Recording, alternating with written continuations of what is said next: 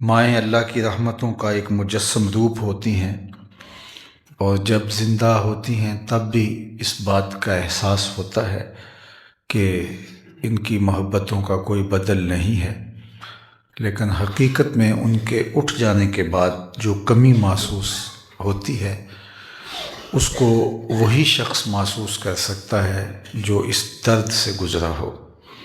ایسے ہی ہے جس طرح کوئی گھنی چھاؤں میں بیٹھا ہو تو اس کے سر سے وہ شجر ہٹ جائے تو پھر اس کو پتہ چلتا ہے کہ یہ دھوپ کس قدر جھلسا دینے والی ہے۔ اس شجر کی طرح ماں ساری گرمی اپنے پتوں میں جس طرح وہ درخت جذب کرتا ہے، سارے دکھ، ساری مصیبتیں، آلام و مصائب ماں باپ اپنے اندر جذب کر کے اولاد کو راحت اور ٹھنڈی چھاؤں پہنچاتے ہیں۔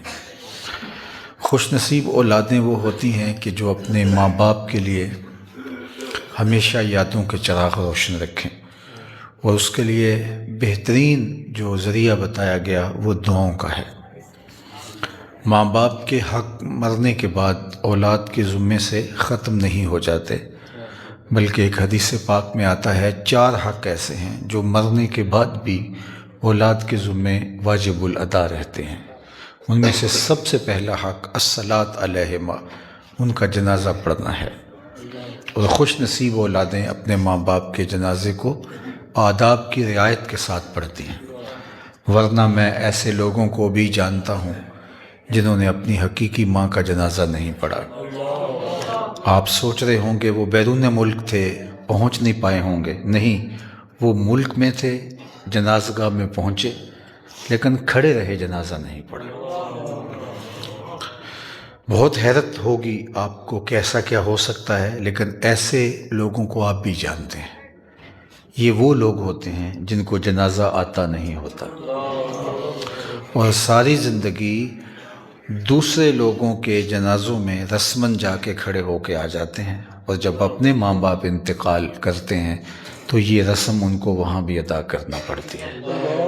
اور ماں باپ کی کتنی بدقسمتی ہے کہ ان کی اولاد ان کے جنازے کی صف میں کھڑی ہو اور جنازہ نہ پڑھ رہی ہے، اور اس اولاد کی کتنی بدقسمتی ہے کہ جو ماں باپ کے جنازے میں کھڑی ہو لیکن جنازہ پڑھنے کی توفیق نصیب نہ ہو رہی ہو۔ تو خوش نصیب ہے وہ اولاد جو آداب کی رعایت کے ساتھ اپنے ماں باپ کا یہ حق ادا کر سکتی ہے، اور اس سے بڑھ کر خوش نصیب وہ اولاد ہے کہ جن کو اپنے ماں باپ کا جنازہ پڑھانے کی سعادت نصیب ہوتی ہے۔ تو یہ پہلا حق ہے ماں باپ کا جو اولاد کے ذمہ واجب الادا ہے۔ دوسرا حق ماں باپ کا اولاد کے ذمہ واجب الادا یہ ہے استغفار لہما، ان کے لیے استغفار کرنا۔ اولاد کے ذمے یہ لازم اور ضروری ہے۔ جس طرح ماں باپ کی دعائیں اولاد کے حق میں قبول ہوتی ہیں، اسی طرح اولاد کی دعائیں ماں باپ کے حق میں بھی قبول ہوتی ہیں، اور خوش نصیب اولاد اپنے ماں باپ کو کبھی بھی دعاؤں میں فراموش نہیں کرتی۔ میں نے کتب تصوف میں پڑھا تھا، پھر اس کی تائید میں ایک روایت بھی مل گئی، جو روزانہ اپنے والدین کے لیے اہتمام سے دعا کرے، والدین زندہ ہوں تب بھی، فوت ہو گئے ہوں تب بھی، ساری زندگی اس کے رزق میں بے برکتی نہیں آ سکتی۔ رزق کی کثرت اور چیز ہے، رزق کی برکت اور چیز ہے۔ جو شخص اپنے ماں باپ کے لیے روزانہ اہتمام سے دعا کرے تو اس کے رزق میں بے برکتی نہیں آتی۔ اللہ اکبر۔ اور میں سمجھتا ہوں کہ اولاد اگر 5 گانا نماز کی عادی ہے تو اہتمام سے دعا نہ بھی کرے تو دن میں کتنی مرتبہ عرض گزار ہوگی بارگاہ عزتی میں، ربنا اغفر لی ولوالدی، اللہ مجھے بھی بخش دے، میرے ماں باپ کی بھی مغفرت فرما دے۔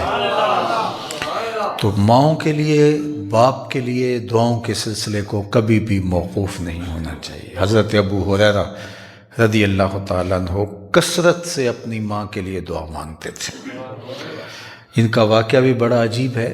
حضرت ابو ہریرہ کی ماں ہی ماں تھی، مدینہ المنورہ میں جب یمن سے آئے، حضرت ابو ہریرہ نے حضور کی صحبت کا لمبا عرصہ نہیں پایا. جب ہم روایات دیکھتے ہیں تو لگتا ہے کہ یہ تو بہت دیر حضور کی صحبت میں رہے ہیں، لیکن سارا مکی دور گزرا، پھر مدنی دور بھی گزر گیا. 7 ہجری کو یہ مدینۃ المنورہ آئے، اور جب یہ پہنچے تو حضور غزوہ خیبر پہ تشریف لے جا چکے تھے، لیکن ان سے رہا نہ گیا تو یہ پیچھے چلے گئے. ان کی ملاقات حضور سے وہاں ہوئی، اور پھر اس سے لے کر کے سن 11 ہجری کے اوائل میں حضور علیہ السلام کا وصال ہوا ہے. تو آپ اندازہ کریں کہ کتنا وقت ان کو ملا. لیکن کثیر روایت ہیں، سب سے زیادہ روایات 5300 کچھ روایت ان سے مروی ہیں. لوگوں نے کہا ابو ہریرہ تم ہی ساری روایتیں بیان کرتے ہو. کہا تم سودا بیچتے تھے بازار میں، میں حضور سے سنتا تھا، میں نے ان کو یاد کیا ہے، ہر وقت صحبت میں بیٹھے رہتے. مجھے ایک لطیفہ سا یاد آ گیا. ہمارے وہاں ایک مولانا صاحب ہوتے تھے، تو ان کو کسی نے کہا کہ ابو ہریرہ کا کیا مطلب ہے؟ تو وہ چونکہ بالکل ناخواندہ تھے، کسی وجہ سے چند صورتیں یاد کر لیں اور پھر بولنے کا ڈھنگ آ گیا تو چلتا رہا. تو کسی نے ایک دن پوچھا کہ یہ ابو ہریرہ یہ اس کا کیا مطلب ہے؟ تو انہوں نے 2-3 مرتبہ تکرار کیا ابو ہریرہ ابو ہریرہ. کہا سمجھ آ گیا اس کا معنی. ابو ہریرہ کا معنی ہے ہر ویلے حضور کے پاس رہنے والا. تو چلو آج یہی ترجمہ کر لیتے ہیں. تو یہ ہر ویلے حضور کے پاس ہی رہتے تھے. بلکہ ایک دن فرمایا یا ابا ہریرہ زرنی غبا لتزدد حبا. ابو ہریرہ کبھی وقت تھوڑا سا ڈال کے ملا کرو، کوئی ایک دن چھوڑ کے ملا کرو، محبت بڑھے گی. کہا جی حضور جیسے آپ کا حکم. الٹے پاؤں پلٹے تو حضور کو دیکھ رہے ہیں کہ اب تو کل ملنا ہے. تو کھجور کے تنے کا ستون تھا، اس کی اوٹ سے گزرنے لگے تو اتنی دیر تک حضور کا چہرہ دکھائی نہیں دیا. تو پھر پلٹ کے آگے حضور دن کیسے گزرے گا، اتنا وقت بھی نہیں گزرتا. تو ہر ویلے حضور کی صحبت میں انہوں نے وقت گزارا. اللہ اکبر. تو حضرت ابو ہریرہ رضی اللہ تعالی عنہ کے بھائی نہیں، شادی نہیں ہوئی، بہنیں نہیں، والد نہیں ہیں، انتقال کر چکے ہیں، صرف ماں کے ساتھ اکیلے رہ رہے ہیں مدینۃ المنورہ میں. اور آپ جانتے ہیں کہ جب ماں بیٹا کسی گھر میں اکیلے رہتے ہوں تو ان کی محبت اور تھوڑی سی منفرد ہوتی ہے. ماں کا سارا پیار سمٹ کے بیٹے کے لیے، اور بیٹے کی ساری محبتیں سمٹ کے ماں کے لیے، دوستی کا رشتہ بھی، سب کچھ ایک وجود میں آ جاتا ہے. تو حضرت ابو ہریرہ کا ماجرا بھی ایسا ہی تھا. اب جب حضور سے احادیث سنتے تو گھر پہنچتے تو انسان کی طبع میں آگے منتقل کرنے کا جو فطری جذبہ ہے، تو آگے ماں ہی ہوتی تو ان کو سناتے. ماں کافرہ تھی اور وہ سننے کے لیے آمادہ نہیں تھی، بے اعتنائی برتتی، کبھی کوئی سخت جملہ بھی کہہ دیتی. ایک دن ایسا جملہ کہا جو حضرت ابو ہریرہ کو گوارا نہیں تھا. سوچا کہ اگر یہ حضور علیہ السلام کے بارے میں اس طرح بولتی ہے تو میں ماں کو چھوڑ دیتا ہوں. چھوڑ دیا، گھر چھوڑ کے آ گئے. لیکن دل میں تھا کہ دنیا پہ ایک ہی تو مادی رشتہ ہے، اور اگر وہ بھی چھوٹ گیا تو میرے پاس رہے گا کیا. اور حضور کی خدمت تھی اور آقا جلوہ افروز تھے، مجلس نور برپا تھی. آ کے بیٹھ گئے تو دل و قلب و نگاہ کے مرشد اولین نے ابو ہریرہ کے چہرے کے اوپر پھیلی ہوئی اداسی دیکھی اور خود ہی پوچھا کہ ابو ہریرہ کیا ہوا. تو وہ تو پہلے بھرے پڑے تھے. تو جب کوئی بندہ دکھوں سے بھرا ہوا ہو اور اس کو کوئی غمخوار پوچھ لے تو پھر آنکھوں سے چشمے پھوٹ پڑتے ہیں آنسوؤں کے. تو ابو ہریرہ تو بھرے پڑے تھے. تو جو ہی حضور نے پوچھا ابو ہریرہ کیا ہے، تو انہوں نے کچھ بتانے کی بجائے کہا کہ حضور میری ماں کی ہدایت کے لیے دعا کرتے. اتنے درد سے کہا کہ فوراً حضور کے ہاتھ اٹھ گئے اور آقا کریم نے کہا اللہم اہد ام ابی ہریرہ تھا، اللہ ابو ہریرہ کی ماں کو ہدایت دے دے. اللہ اکبر. اجابت کا صحرا، عنایت کا جوڑا، دلہن بن کے نکلی دعائے محمد صلی اللہ علیہ وآلہ وسلم. ادھر حضور کے لب نور سے دعا نکلی، ادھر وہ باب اجابت تک جا پہنچی. دیکھا کوئی مجلس میں ابو ہریرہ موجود نہیں ہے. ابو ہریرہ گھر کی طرف دوڑ پڑے۔ راستے میں کوئی ملا تو آج ان کی چال بہت تیز تھی۔ کہ ابو ہریرہ بھاگتے جا رہے ہو، خیر تو ہے؟ کہا آج ہی تو دیکھنا چاہتا ہوں گھر پہلے میں پہنچتا ہوں یا میرے حضور کی دعا پہلے پہنچتا ہے۔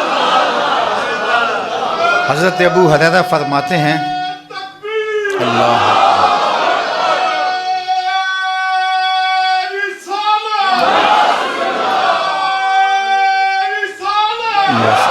حضرت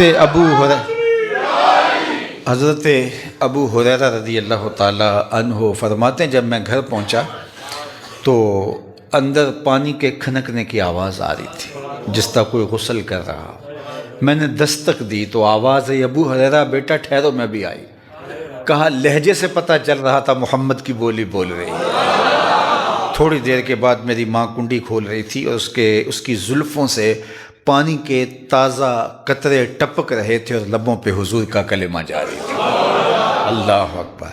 پھر حضرت ابو ہریرہ کی محبت تو کوئی اور ہی رنگ اختیار کر گئی ہوگی۔ پھر ماں کا انتقال ہو گیا، پھر حضرت ابو ہریرہ کی جو حالت ہوئی ہوگی، یار بندہ آسودہ ہو اور ہر خوشی اور ہر مسرت اس کو دستیاب ہو، اور ماں باپ کی جو ہے وہ حسرتیں، آرزویں، تمنائیں بھی پوری کر دی ہوں، پھر بھی انسان ماں باپ کے کھونے پر جو دکھی ہوتا ہے، تو اب جس کا پورا جہان ہی ماں تھی، تو حضرت ابو ہریرہ رضی اللہ تعالیٰ عنہ پہ کثرت سے ایک دعا مانگتے تھے، اللہم اغفر لابی ہریرہ ولأمی ولمن استغفر لہما۔ اے اللہ ابو ہریرہ کو بخش دے، ابو ہریرہ کی ماں کو بخش دے، اور جو ہم دونوں کے لیے بخشش کی دعا کرے اللہ اس کو بھی بخش دے۔ حضرت محمد بن سیرین رضی اللہ تعالی عنہ ایک دعا مانگا کرتے تھے کہ اللہ ابو ہریرہ کو بخش دے، ان کی ماں کو بخش دے۔ تو کسی نے کہا کہ آپ کوئی خاص ان سے تعلق داری رکھتے ہیں؟ کہا محبت کا رشتہ تو اپنی جگہ پہ، لیکن اصل میں ان کے لیے دعا کر کے ان کی دعا کا مصداق بننا چاہتا ہوں، کیونکہ انہوں نے کہا تھا اللہ ابو ہریرہ کو بخش دے، ان کی ماں کو بخش دے، اور جو بخشش کی دعا کرے اسے بھی بخش دے۔ تو میں ان کے لیے بخشش کی دعا کر کے ان کی دعا اپنے حق میں لینا چاہتا ہوں۔ بلکہ فرماتے کوئی ہے جو مسجد اشار میں 2 رکعت پڑھے اور میری ماں کی مغفرت کے لیے دعا کرے؟ اللہ اکبر۔ تو یہ حضرت ابو ہریرہ اپنی ماں کے لیے دعاؤں کے سلسلے کو یوں جاری رکھتے، اور خوش نصیب لوگ اپنے ماں باپ کو کبھی دعاؤں میں فراموش نہیں کرتے۔ یہ خوش نصیب لوگوں کا مقصود ہے، اور یہ کثرت سے استغفار کرنا، کثرت سے دعائیں کرنا ماں باپ کے لیے، یہ ان کی خوشنودی کا سبب ہے۔ انتقال کر گئے ہیں تو برزخی زندگی میں آسودگی کا ذریعہ ہے، اور اولاد کے اپنے لیے بھی خیر و برکت کا سبب ہے کہ ان کے لیے دعا کی جائے۔ اور یہ ماں باپ کا اولاد کے ذمہ حق ہے کہ ان کی اولاد ان کے لیے کثرت سے اللہ کے حضور دعائیں، تمنائیں اور آرزویں کرتے رہے۔ تو یہ خوش نصیب لوگوں کا مقصوم ہے، اور یہ دوسرا حق ہے ماں باپ کا جو اولاد کے ذمہ واجب الادا ہے۔ تیسرا حق ماں باپ کا جو اولاد کے ذمہ واجب الادا ہے وہ ہے بر الاصدقاء۔ باپ ہے تو اس کے دوستوں کے ساتھ، ماں ہے تو اس کی سہیلیوں کے ساتھ اس نے سلوک کرنا۔ خالہ ماں کی جگہ پہ ہے، چچا باپ کی جگہ پہ ہے۔ یہ تیسرا حق ہے جس کو بعد از انتقال بھی اولاد کے ذمہ جو ہے وہ واجب الادا ہونا ٹھہرا ہے، قرار پایا ہے۔ اور چوتھا حق انجاز الوعد، ان کے وعدوں کی تکمیل کرنا۔ اگر اللہ سے کوئی وعدہ تھا، منت مانی تھی، پوری نہیں کر پائے، بعد میں اولاد اس کو پورا کرے اگر اس کے لیے ممکن ہے۔ کسی سے کوئی وعدہ تھا، رشتہ داروں سے، اقربا سے، اعزاء سے، تو اس کو پورا کرے۔ حتیٰ کہ اس کے زمرے میں علماء نے لکھا کہ ان کے معمولات خیر جاری رکھے، یعنی انہوں نے جو اچھائیاں شروع کر رکھی تھیں، کوئی فلاحی کام تھا، کوئی اور نیکی کا کام تھا۔ ماؤں کے معمول ہوتے ہیں، مختلف مواقع پر بہنوں کے ساتھ، بھائیوں کے ساتھ، بیٹیوں کے ساتھ، محلے داروں کے ساتھ، غریب رشتہ داروں کے ساتھ جو ان کے خیر کے معمولات ہیں، اولاد ان معمولات کو ترک نہ ہونے دے۔ یہ انجاز الوعد کے زمرے میں آتا ہے، اگرچہ وہ فرائض سے نہیں ہے، واجبات سے نہیں ہے، لیکن اولاد کے ذمہ ہے کہ وہ ان معمولات کو نبھانے کی کوشش کرے۔ باقی جہاں تک ماں باپ کے حق کو ادا کرنے کا مسئلہ ہے، زندگی میں یا ان کے انتقال کے بعد کوئی بھی اپنے ماں باپ کے حق کو ادا نہیں کر سکتا، لیکن اللہ نے اپنی عبادت کے حکم نامے کے ساتھ والدین کے ساتھ اس نے سلوک کرنے کی تلقین فرمائی۔ سورہ بنی اسرائیل میں وَقَضَىٰ رَبُّكَ أَلَّا تَعْبُدُوا إِلَّا إِيَّاهُ وَبِالْوَالِدَيْنِ إِحْسَانًا، اور جو آیت کریمہ میں نے پڑھی اس میں بھی یہی انشکر لی وَلِوَالِدَيْكَ، میرا شکریہ ادا کرو اور میرے اپنے والدین کا شکریہ ادا کرو۔ امام فخر الدین رازی نے یہاں لکھا وَقَضَىٰ رَبُّكَ أَلَّا تَعْبُدُوا إِلَّا إِيَّاهُ وَبِالْوَالِدَيْنِ إِحْسَانًا کے تحت کہ انسان کے وجود کا سبب حقیقی باری تعالیٰ ہے اور سبب مجازی والدین ہے، اس لیے اللہ تعالیٰ نے اپنی عبادت کے حکم نامے کے متصل والدین کے ساتھ اس نے سلوک کرنے کی ترغیب دی، اور کوئی شخص ساری زندگی ان کے حقوق ادا کرنے کی کوشش بلیغ بھی کرے، حق پھر بھی ادا نہیں ہو سکتے۔ ایک شخص نے اپنی ماں کو کندھوں پہ بٹھا کے حج کروایا اور پھر عرض کرنے لگا کہ میں نے ایسی حالت میں حج کروایا ہے، گرمی کی شدت اتنی تھی، اگر گوشت کا ٹکڑا دھوپ میں پڑے ہوئے پتھر کے اوپر ڈال دیا جائے تو وہ بھن کے کباب بن جائے، اس حالت میں میں نے اپنی ماں کو حج کروایا، کیا میں اپنی ماں کے حق ادا کر چکا؟ فرمایا تیری ولادت کے وقت اس نے جو تکلیف سہی تھی تو ایک جھٹکے کا بدلہ بھی نہیں دے سکتا۔ جو ماں باپ اولاد کے لیے محبت، ان کے دل میں درد، جو سینوں میں پیار رکھا ہے، نعم البدل کیا جو ہے وہ بدل بھی نہیں ہو سکتا۔ اللہ نے اس کے سینے میں پیار ہی ایسا رکھا ہے، محبت ہی ایسی رکھی ہے۔ میرے ایک دوست ہیں تو وہ کہنے لگے کہ میں بیرون ملک جب گیا تو واپس جب آنے لگا تو میں نے کہا سب کو فون کیے، بھائیوں کو، بہنوں کو، بہنوئیوں کو، رشتہ داروں کو، تو کسی نے کہا فلاں ماڈل کا موبائل لیتے آنا، کسی نے کہا فلاں چیز لے آنا، تو کہتے میں نے سب کو فون کیے تو سب نے کوئی نہ کوئی چیز وہاں کی لانے کے لیے مجھے کہا۔ تو میں نے ماں سے خود کہا کہ امی آپ بتائیں میں کہ آپ کے لیے کیا لے کے آؤں، فلاں فلاں فلاں کے لیے تو یہ لا رہا ہوں، آپ کے لیے کیا لاؤں؟ تو وہ شخص رو پڑا، کہنے لگا میری ماں نے کہا خیری صلی اللہ پتر تو آپ ہی آ جائے۔ یہ ماں باپ کا روپ ہے۔ اقبال علیہ رحمہ کی جب ماں انتقال کر گئی تھی تو انہوں نے والدہ مرحومہ کی یاد میں ایک طویل مرثیہ لکھا اور اس میں لکھتے ہیں آہ وطن میں ہوگا اب کس کو میرا انتظار، کون میرا خط نہ آنے سے رہے گا بے قرار، آرزو لے کر تیری خاک مرکد پہ آؤں گا اب دعائے نیم شب میں کس کو میں یاد آؤں گا، کون پچھلے پہر اٹھ کے دعا کرے گا۔ ہر ایک سے کہنا ہی پڑتا نا میرے لیے دعا، عالم سے، قاری سے، حاجی سے، معتمر سے، پیر صاحب سے، عالم دین سے کہ جناب میرے لیے دعا کرنا، لیکن کبھی ماں کو بھی کہنا پڑا کہ میرے لیے دعا کرنا۔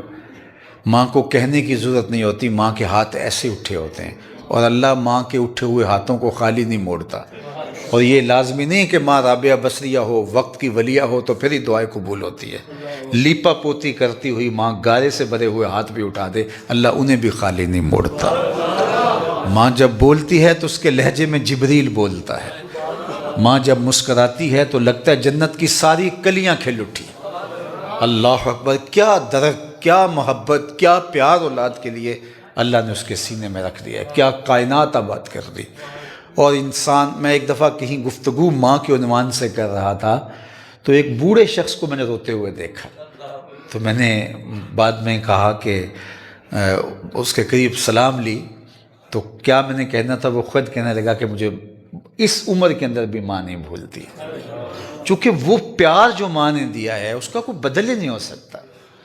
اور زمانہ بدل گیا، حالات نے تغیر، یہ آج ڈیجیٹل زمانہ آ گیا ہے، ہر شے اپنا رنگ، آہنگ، طریق اور اپنے انداز اور تیور تبدیل کر چکی ہے ہر شے، لیکن ماں کا پیار آج بھی نہیں بدلا۔ دیہات کی ماں ہو یا گلبرگ میں رہنے والی ماں، ماں ہوتی ہے۔ اس کے سینے میں اولاد کے لیے جو محبتیں ہیں، جو پیار ہے، جو الفتوں کی ایک کائنات آباد ہے، وہ ایک انوکھا باپ ہے۔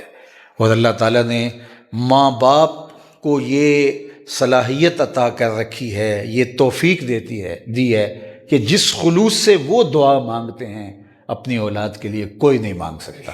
وہ بیٹے کی، بیٹی کی قسمت اور اس کے حصے کی خوشیاں عرش سے جو ہیں وہ دعاؤں کے ذریعے کھینچ لاتے ہیں۔ اللہ اکبر۔ حضرت موسیٰ علیہ السلام نے جب جبل طور پہ اللہ سے تقاضۂ رؤیت کیا کہ مالک میں تجھے دیکھنا چاہتا ہوں، تو جواب ملا کہ لن ترانی، تم نہیں دیکھ سکتے۔ آپ نے علماء سے سارا واقعہ تفصیل سے سنا ہے کہ انہوں نے کہا کہ مالک میں تجھے دیکھنا چاہتا ہوں، تو جواب آیا لن ترانی۔ تو لیکن انہوں نے پھر تقاضا کیا تو فرمایا اچھا وَلَٰكِنِ انظُرْ إِلَى الْجَبَلِ، اگر آپ دیکھنا چاہتے ہیں تو پہاڑ کی طرف دیکھو، فَإِنِ اسْتَقَرَّ مَكَانَهُ فَسَوْفَ تَرَانِي، اگر یہ اپنی جگہ پہ ٹھہرا رہا تو تم مجھے دیکھ لو گے۔ اللہ نے اپنی رؤیت کو استقرار جبل کے ساتھ معلق کیا۔ علامہ سعد الدین تفتزانی نے شرح قائد نصفیہ کے اندر اس مقام پہ گفتگو کرتے ہوئے کہا کہ یہ استقرار جبل کے ساتھ اللہ کی رؤیت کا معلق ہونا یہ امکان کی دلیل ہے، چونکہ استقرار جبل ممکن ہے، اور ممکن سے جو چیز معلق ہوتی ہے وہ بھی ممکن ہوتی ہے۔ تو بہرحال انہوں نے تقاضۂ رؤیت کیا، کہا اپنی جگہ پہ ٹھہرا رہا تو تم مجھے دیکھ لو گے۔ الگ بات ہے پہاڑ نہ ٹھہر سکا، لیکن جہاں جو بات میں آپ کے سامنے رکھنا چاہتا ہوں، حضرت موسیٰ نے عرض کیا مالک میں تو تیرے جلوے درختوں سے دیکھنے کی عادت رکھتا ہوں۔ آپ جانتے ہیں کہ حضرت موسیٰ نے کبتی کو تھپڑ مار دیا تھا، قرآن میں وہ واقعہ تفصیل کے ساتھ موجود ہے۔ تو آپ نے جب تھپڑ مارا تو ان کی جلالت کی وہ تاب ہی نہ لا سکا، موقع پہ ڈھیر ہو گیا اور حالات بڑے کشیدہ ہو گئے، تو حضرت موسیٰ علیہ السلام کو پھر مصر چھوڑنا پڑا تھا۔ جب مصر چھوڑ کے شہر مدین کی جانب پہنچے تو وہاں ایک کنواں تھا جہاں لوگ اپنے جانوروں کو پانی پلا رہے تھے۔ تو حضرت موسیٰ نے کیا دیکھا کہ دو لڑکیاں ہیں جو پردے میں سمٹی ہوئی ہیں اور اپنے جانوروں کو لیے ایک سمت کھڑی ہیں۔ سمجھ گئے کہ مردوں کے ہجوم میں گھسنے کی ان کے اندر حیا کی وجہ سے ہمت نہیں ہے، تو آگے بڑھے، ان کے جانور ہانکے، پانی پلایا اور ان کے جانور ہانک دیے۔ وہ اپنے گھر جا کے اپنے باپ سے بولیں کہ آج ہمارے ساتھ مہربانی ایک نوجوان نے کی ہے، اس کی آنکھوں کی پتلیوں پہ حیا لکھا تھا، کیا پاکیزہ نظر نوجوان تھا، اس وجہ سے آج ہمارا کام آسان ہو گیا اور ہم جلدی آ گئے۔ تو ان کے والد گرامی نے کہا کہ جاؤ اس کو بلا کے لاؤ۔ تو قرآن نے اس واقعہ کو بیان کیا ہے کہ ایک ان میں سے حیا میں لچکتی ہوئی، پردے میں سمٹی ہوئی آئی اور آ کے کہا حضرت موسیٰ سے کہ ہمارے والد آپ کو بلاتے ہیں۔ اور حضرت موسیٰ اس خاتون کے ساتھ جب ان کے گھر گئے تو وہ گھر تھا حضرت شعیب علیہ السلام کا، اور وہ صاحبزادیاں تھیں حضرت شعیب علیہ السلام کی۔ تو حضرت شعیب علیہ السلام نے حضرت موسیٰ علیہ السلام کی پیشانی میں چمکتے ہوئے انوار دیکھے تو اپنی ایک بیٹی جن کا نام صفورہ تھا ان سے نکاح کر دیا، یہ بڑی صاحبزادی۔ پھر کچھ عرصہ وہاں رہے اور جب مصر کے حالات ٹھیک ہو گئے تو کہا کہ اب اپنی بیوی کو لے جاؤ اور دوبارہ مصر چلے جاؤ۔ حضرت موسیٰ اپنی زوجہ حضرت صفورہ کو لے کے مصر آ رہے تھے کہ راستے کے اندر جو ہے وہ سردی کا موسم تھا اور رات کی جو ہے وہ سرد گھڑیاں تھیں، تو اور یہ امید سے تھی حضرت صفورہ۔ تو کہا تم یہاں رہو، بیٹھو، وہ سامنے آگ جل رہی ہے، میں ذرا تمہارے لیے وہاں سے کوئی آگ کا ٹکڑا لے آؤں تاکہ تم تاپو اور سردی کی شدت کم ہو۔ جب آگے بڑھے تو آواز آئی کہ اے موسیٰ تم مقدس وادی میں آ گئے ہو، نالین اتار لو۔ اور وہ آگ نہیں تھی، درخت پر اللہ کی تجلیات کا ظہور ہو رہا تھا۔ تو کہا کہ جو ہے وہ اے موسیٰ میں تمہارا رب ہوں، نالین اتار لو۔ اور گئے تھے آگ لینے کے لیے، پیغمبری مل گئی، واپس آئے اور پھر مصر میں پہنچے۔ اب وقت گزرتا گیا، اب جب تقاضائے رؤیت دل میں جو ہے وہ جاگا اور بہت امید بندھی، اور پھر طور پہ گئے دوبارہ تو کہا کہ اس پہاڑ کو دیکھو۔ تو حضرت موسیٰ نے کہا مالک میں تیری تجلیوں کو درخت سے دیکھنے کی عادت رکھتا ہوں، اور اب مجھے پہاڑ کی جانب مبذول کیا جا رہا ہے، چونکہ انسان نے جہاں دیکھا ہو وہاں اس کے لیے آسان ہوتا ہے۔ جنت میں جو دنیا سے ملتے ہوئے پھل دیے جائیں گے وَأُتُوا بِهَا مُتَشَابِهًا، جو جنت کے پھل جو ہے وہ دنیا کے پھلوں سے ملتے جلتے دیے جائیں گے، وہ اس لیے کہ مانوسیت ان پھلوں سے ہے، لیکن جب وہ چکھیں گے تو ان کا ذائقہ الگ ہوگا، ایک دانت کے نیچے دبانے سے 70 ذائقے منہ میں پھیل جائیں گے۔ لیکن اگر اس کی شکل ہی اور ہوگی تو انسان اس کی طرح مانوس ہی نہیں ہوگا۔ لہٰذا شکل اس کیلے کی طرح، اس انار کی طرح، اس امرود کی طرح، لیکن ذائقہ کوئی اور ہے۔ اللہ اکبر، اگر میری اس بات تک آپ پہنچ گئے ہیں تو یار پھر ایسے ہی تو نہیں اللہ نے اپنے محبوب کو بشریت کا لبادہ دیا. اگر یہ لبادہ نہیں دیا جاتا لوگ نیڑے ہی نہ آتے. لباس آدمی جانا جہان آدمی جانا. مبشر بن کے آئے تھے تجلی بن کے نکلیں گے. اللہ اکبر. تو انسان نے جہاں کچھ دیکھا ہو وہاں مانوس ہوتا ہے. تو کہا مالک میں تیرے جلوے تو درختوں سے دیکھنے کا عادی ہوں اور اب مجھے پہاڑ کی جانب مبذول کیا جا رہا ہے. تو کہا ہے موسیٰ جب گھر سے نکلنے لگے تھے تو ماں کو کیا کہا تھا؟ حضرت موسیٰ جب گھر سے نکلنے لگے جبل طور کی طرف تو ماں نے کہا این اطلبک، مجھے کام پڑ جائے میں بیٹے تمہیں کہاں تلاش کروں؟ تو کہا اطلبنی علی الجبل، مجھے پہاڑ پہ ڈھونڈنا. تو کہا تیری ماں کی نظر اس وقت سے پہاڑ کی طرف جمی ہوئی ہے، اور اے موسیٰ جدھر ماں کی نگاہ ہوتی ہے وہی اللہ کی جلوہ گاہ ہوتی ہے. اگرچہ تم میرے جلوے درختوں سے دیکھ چکے ہو لیکن اب تمہاری ماں کی نظر پہاڑ پہ، لہٰذا تمہیں میرا جلوہ اب دیکھنے کے لیے ادھر دیکھنا پڑے گا جدھر تمہاری ماں دیکھ رہی ہے. حضرت بایزید بستامی کہتے ہیں میں نے اپنی ماں کے آگے ہاتھ جوڑے اور میں نے کہا کہ امی میں تیرے حق ادا کروں یا اللہ کے حق ادا کروں؟ تو مجھے معاف کر دے، میں اللہ کے حق ادا کرتا ہوں، اس کو راضی کر لیتا ہوں. ماں نے کہا جا پتر میں نے اپنے حق ادا معاف کر دیے. 12 سال تک تیفور کے جنگلوں میں گھومتے رہے. کہتے ہیں ایک دن بستام کے قریب سے گزر رہا تھا، گھر کے قریب سے، خیال آیا چلتے چلتے ماں کو سلام کر جاؤں. دروازے پر دستک دینے لگا تو اس احساس نے ہاتھ روک دیا کہ ماں کو سکھ تو دیا کوئی نہیں، دکھ کیوں دیتے ہو؟ وہ سردیوں کا موسم ہے، بستر میں جا چکی ہوگی، تیرے لیے اٹھے گی، دروازہ کھولے گی. اس احساس نے مجھے روک دیا اور میں دروازے پہ بیٹھ گیا. ساری رات گزر گئی. جب سحری کا وقت ہوا تو اندر سے جو نالی آتی تھی اس سے پانی آیا. میں سمجھ گیا میری ماں تہجد کے لیے اٹھی ہے. تو میں نے دستک دی تو اندر سے آواز آئی بیٹا بایزید ٹھہرو. میں بھی آئی. مائیں بیٹوں کے دستک کے انداز سے بھی پہچانتی ہیں یہ کس بیٹے کی دستک کی آواز. میں ایک دن بارسلونا کے ایئرپورٹ پہ بیٹھا تھا تو مجھے لگا کہ ساتھ والے بینچ پہ کوئی میری ہی منہ بولی ماں بولی بول رہا ہے. تو میں لڑک گیا ادھر نا. تو وہ انڈیا کے پنجاب کے لوگ تھے. تو کہنے لگے کہ یہ ہمارا دوست ہے، اس کو ہم الوداع کرنے آئے ہیں. تو میں نے اس کو پوچھا کتنے سال بعد جا رہے ہو؟ تو کہنے لگا 27 سال 3 ماہ بعد. بس بالکل عنفوان شباب تھا تو میں آیا، اور اس کے بعد زندگی گزر گئی. وہ کاغذات کے چکر جو ہوتے ہیں، تو اب سفید بال آ گئے ہیں. تو بڑی حسرت سے کہنے لگا پتہ نہیں اب گھر جاتا ہوں لوگ مجھے پہچانتے بھی یا نہیں. میں نے کہا اور کوئی پہچانے یا نہ پہچانے، ماں تیرے قدموں کی آہٹ سے پہچانے.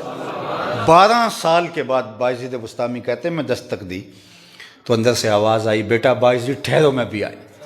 کہا ماں نے دروازہ کھولا اور میری پراگندہ حالت، بکھرے ہوئے بال اور پھٹا لباس اور گرد آلود صورتحال. تو ماں نے دیکھا تو اس کی آنکھوں میں آنسو آ گئے اور ایسے ہاتھ پھیلا کے کہا اللہ میرا بیٹا بایزید تیری طلب میں نکلا تھا، تو نے ابھی تک اپنا قرب نہیں دیا. حضرت بایزید کہتے ہیں 12 سال کی ریاستوں سے جو نہیں ملا تھا ماں کے اٹھے ہوئے ہاتھوں سے مل گیا. میں نے کہا مالک میں کہاں ڈھونڈ رہا ہوں، تو کہاں موجود ہے؟ تو جدھر ماں کی نگاہ ہوتی ہے وہی اللہ کی جلوہ گاہ ہوتی ہے. تو جو ماں کو گھر میں روتا ہوا چھوڑ کے پیر کے دربار پہ جھاڑو دیتے پھرتے ہیں اور ماں پیچھے سے تڑپ رہی ہے، وہ سوچیں بھی نہ ان کو کوئی فیض مل سکتا ہے. حضرت اویس کرنی صحابی نہیں بنے ماں کو چھوڑ کے، بلکہ ماں نے اتنی اجازت دی جانا رکنا نہیں، آ جانا ہے. اور گئے اور حضور کہیں تشریف لے گئے ہوئے تھے تو وہیں سے واپس آ گئے. تو آقا کریم تشریف لائے. فرمایا کوئی آیا تھا؟ کہا ہاں حضور ایک صاحب آئے تھے. تو آقا کریم اپنی قمیض کے بٹن کھولتے ہیں اور فرماتے مجھے یمن سے یار کی خوشبو آتی ہے. کہا وہ آپ کو ملنے کے لیے رکا بھی نہیں ہے اور آپ کی یہ محبت؟ فرمایا اس کی نابینا اور بوڑھی ماں ہے جس کی خدمت اسے میرے حضور آنے سے روکے ہوئے. بلکہ ایک تاریخی جملہ فرمایا کوئی اویس کو ملے میرا سلام دے اور اس کو کہے میری امت کی بخشش کی دعا کرے. اللہ اکبر. اور پھر حضرت عمر اور مولا کائنات سیدنا علی المرتضی رضی اللہ تعالیٰ عنہما دونوں گئے حضور کے بتائے ہوئے نشان ڈھونڈے اور جا کے اویس کرنی سے ملے اور حضور کا سلام دیا. جب سلام دیا تو تڑپ اٹھے اور بار بار کہتے تھے کیسے حضور کے لبوں پہ میرا نام آیا تھا، کیسے کہا تھا کہ اویس کو میرا سلام دینا، اویس کا لفظ کیسے حضور کے لب آئے نور سے نکلا تھا. تو جب یہ تڑپ دیکھی تو کہا اتنا پیار حضور سے، تو پھر حضور کو دیکھنے کیوں نہیں آئے؟ تو اویس کرنی نے تیور بدل لیا. کہا تم نے میرے حضور کو دیکھا تھا؟ کہا ہاں ہم شام سے میرے پاس ہی تو رہتے تھے۔ کہا بتاؤ حضور کے ابرو کھلے ہوئے تھے یا جڑے ہوئے تھے؟ تو یہ ایک لمحے کے لیے سوچنے لگے۔ کہا جس نے نہیں دیکھا اس سے پوچھ لو۔ کوئی دور سے دیکھتا تو اس کو جڑے ہوئے نظر آتے، قریب آ کے دیکھتا تو کھلے ہوئے نظر آتے۔ معلوم ہوا جو ماں کی خدمت میں رہتا ہے قربت کا نور اس کو میسر رہتا ہے۔ تو خوش نصیب ہیں وہ لوگ جو اپنے ماں باپ کی خدمت کی سعادت مندی کا نور پاتے ہیں، اور بد نصیب ہیں وہ لوگ جو اپنے ماں باپ کو دکھ اور اذیت۔ اللہ کے محبوب نے کبیرہ گناہوں میں دوسرے نمبر پہ ماں باپ کی نافرمانی کو گنوایا ہے۔ الا انبئکم باکبر الکبائر، میں تمہیں بڑے بڑے گناہوں کی خبر نہ دوں؟ صحابہ نے کہا بلا یا رسول اللہ، حضور کیوں نہیں ارشاد فرمائیے؟ فرمایا الاشراک باللہ، سب سے بڑا گناہ اللہ کے ساتھ کسی کو شریک ٹھہرانا ہے۔ پھر فرمایا وعقوق الوالدین، والدین کی نافرمانی کرنا۔ پھر اس کے بعد فرمایا حضور نے قتل النفس کے لفظ بھی ہیں، اور یمین الغموس کے بھی ہیں، اور قول الزور کے بھی ہیں، شہادت الزور کے بھی ہیں۔ یہ تیسرے نمبر پہ ہیں۔ دوسرے نمبر پہ حضور نے کبائر گناہ میں سب سے بڑا گناہ والدین کی نافرمانی بتایا ہے۔ شرک کے بعد سب سے بڑا گناہ، جن لوگوں کے ماں باپ زندہ ہیں ان کی زندگی کو غنیمت سمجھو اور ان کی خدمت میں اپنے آپ کو وقف کر دو۔ آپ دیکھیں گے کہ اس کی برکتیں کتنی آپ کو نصیب ہوتی ہیں۔ سب سے بڑا مرشد پیر ہے، سب سے بڑی سعادت انہی کی دہلیز سے نصیب ہوتی ہے۔ میں اور آپ کیا، میری اور آپ کی حیثیت کیا، خود امام الانبیاء نماز پڑھانے آئے اور عشاء کی نماز کے وقت حضور رکے، اور جب صحابہ ادب سے کھڑے ہوئے تو آنکھیں اشکبار ہو گئیں۔ الحاوی للفتاویٰ کے اندر امام سیوطی نے لکھا ہے، اور حضور نے ٹھنڈی آہ بھری اور روتے ہوئے کہا لو ادرکت والدی او احدہما، کاش آج میری ماں زندہ ہوتی، او احدہما، یا ان میں سے کوئی ایک یدی میری ماں زندہ ہوتی، وانا اصلی صلاۃ العشاء، اور میں لوگوں کو نماز عشاء پڑھا رہا ہوتا، واقرأ فیہا بفاتحۃ الکتاب، اور اس میں سورہ فاتحہ چل رہی ہوتی، پھر میری ماں کو میرے ساتھ کوئی کام یاد آ جاتا، وہ دروازے پر آتی، پردہ اٹھاتی اور مجھے بیٹا کہہ کے آواز دیتی، تو میں لوگوں نماز چھوڑ کے پہلے ماں کی بات سن لیتا۔ اللہ نے یہ وہ مقدس رشتہ رکھا ہے کہ جس کی کمی کو اللہ کے محبوب نے بھی محسوس کیا ہے۔ تو خوش نصیب لوگ ہیں جو اپنے ماں باپ کی خدمت کو سعادت مندی سمجھتے ہیں۔ ان کے چہرے کے اوپر مسرت لانا، خوشی لانا، اس سے بڑی اور کوئی نیکی نہیں ہو سکتی ہے۔ اس لیے میں کہوں گا جن کے والدین زندہ و جاوید ہیں، اللہ نے آپ میں سے بہت سارے لوگوں کو یہ سعادت عطا کی، تو وہ ان کی خدمت کو شعار بنا لیں زندگی کا، اور اس کو جو ہے وہ اولیت دیں، اس کو ترجیح دیں۔ پھر آپ جائیں بزرگوں کے پاس بھی جائیں، میں اس کا منکر نہیں ہوں، آپ اور بھی اعمال خیر بجائیں، لیکن ان کو اگر آپ کی ضرورت ہے، تو حضور سے جب پوچھا گیا کہ حضور میں جہاد پہ جانا چاہتا ہوں، تو فرمایا احی والدہ کا، تیرے والدین زندہ ہیں؟ قال نعم، جی۔ فرمایا قال ففیہما فجاہد، کہا جا ان کی خدمت کر، یہی تیرا جہاد ہے۔ یعنی یہاں تک جہاد جیسے فریضے سے حضور نے فرمایا کہ تمہیں مقدم ہے ماں باپ کی خدمت کو بجا لانا۔ اور جن کے والدین فوت ہو گئے وہ کثرت کے ساتھ ان کے لیے دعا کریں، جمعے کے دن سورہ یاسین کی تلاوت کریں، ہر جمعے ان کی قبر پہ حاضری کا اگر موقع نصیب ہو سکے تو اس کو سعادت جانیں اور ان کی قبر پہ حاضر ہوں۔ والدین کی رضا میں اللہ کی رضا ہے، رضا اللہ فی رضا الوالد و سخط اللہ فی سخط الوالد، ان کی ناراضگی میں اللہ کی ناراضگی ہے۔ میں آپ سارے لوگوں کی آمین کے ساتھ بارگاہ عزدی میں دعا کرتا ہوں کہ ہمارے محترم میزبان عالی مرتبت جناب ارسل صاحب کی والدہ ماجدہ، اور آپ میں سے جس کی بھی ماں انتقال کر گئی، باپ انتقال کر گیا، اللہ ان سب کو غفران و رحمت کے پردوں میں ڈھانپ لے۔ میری جب والدہ کا انتقال ہوا تھا 2006 میں، تو میں ان کی قبر پہ کھڑا تھا، تو اچانک مجھے ایک اللہ تعالیٰ نے دل میں دعا ڈالی، اور میں دعا ان کی والدہ کے لیے غالباً اس وقت بھی کی تھی، آج پھر کرتا ہوں کہ میں نے یہ دعا کی تھی اللہم اغفر لأمی بحرمت ام نبی کا، اللہ اپنے رسول کی ماں کا صدقہ میری ماں کی مغفرت فرما دے۔ تو میں دعا کرتا ہوں کہ اللہ حضور کی والدہ کے وسیلے سے ہمارے محترم ارسل بھائی کی والدہ ماجدہ کو غفران و رحمت کے پردوں میں ڈھانپ لے، اور ان کی رحمت سے، کرم نوازیوں سے، اپنی عنایات سے برزخی زندگی میں ناز برداریاں فرمانا، اور انہیں سیدہ طیبہ طاہرہ سیدہ زہرا سلام اللہ علیہا کی سنگت، قربت اور نوکری نصیب فرمانا۔